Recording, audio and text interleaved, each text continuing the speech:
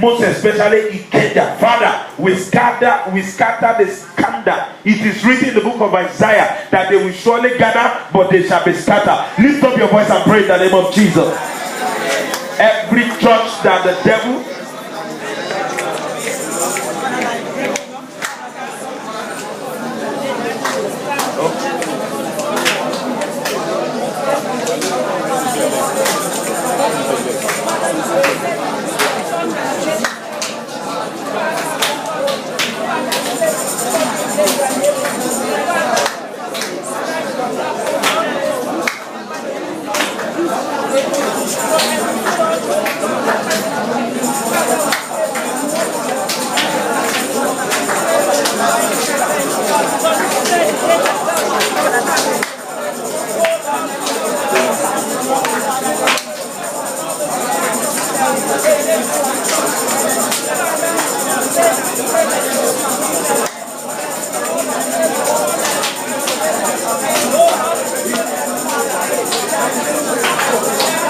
in Jesus' name we pray. Amen. I'm very, very happy for that.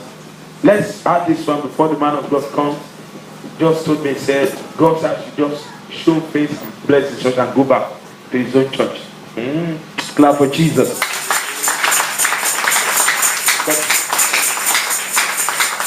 what about the people that are not yet arrived? I told you 7%. And there's no second service today. As I came up, the Lord told me another wonderful thing. Next Sunday again is going to be healing Sunday. Amen. Total healing. That everybody, as you are standing right now, you'll be holding a bottle of water. Amen. And the service is 7 to 10 again. So what are you going to do? I told you, I'm not going to struggle with God. How many of you see what happened in prophetic night? Do you see what happened? God is God. Amen. That is how God operates. We have to break protocol this year for God to manifest in our life. Amen. He just told me, as soon as I got up here right now, I'm not that happy because some people are not here. But what God says, you have to follow it.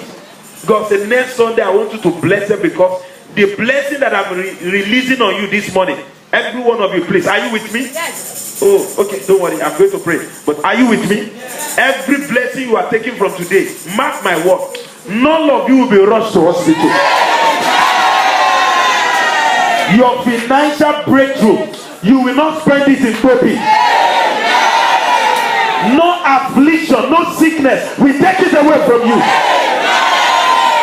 That is why God said to bless. He said next Sunday healed, because the blessing that is coming on you this year is for the completion of your house, is for the buying of your land, is for the building of your house, is for your car, is for your children, is for your business.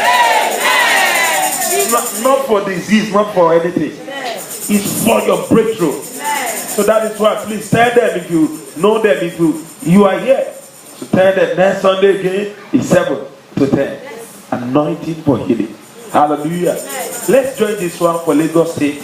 We are praying for the church. I'm still going to pray, but because of him, we want to bless us and go back. Let's pray. Say, God, any area in Lagos State that I'm talking about, the prophecy that God told, then this prophecy is confirmed by other prophet of God. On the 31st night, the Lord told me so many things. Then I related to the church. I was afraid when Baba Debwe said the same thing. Somebody bought the prophecy and gave it to me. I said, wow, almost the same. Disaster in Lagos. Then another prophet said the same thing, and a friend of mine said it on Friday. This Friday again. I said, God, so we have to pray. I said, God, we ask for mercy in Lagos State. Any area or any part of the Lagos State that fire, it won't just happen fire. As a good matter. They lost millions. Yes, they lost millions. Let's pray. Say, God, have mercy on Lagos State. Have mercy. Please, those of you that have connection with Lagos State, relate the prophets to them. If they want to see me, I'm available. I will tell them.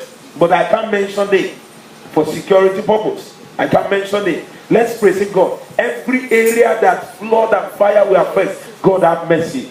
Have mercy. Push it out of Lagos State. We have some virgin land when you are traveling on Ibadan Express Road. Let the fire and the flood enter into the desert or the forest. Nobody is living there. But in Lagos State is overcrowded. And if flood should take place in one place, mommy, millions will die. We don't want the death of a human being. Say, God, have mercy on Lagos State. We push the disaster into the forest. Open your mouth and pray in the name of Jesus.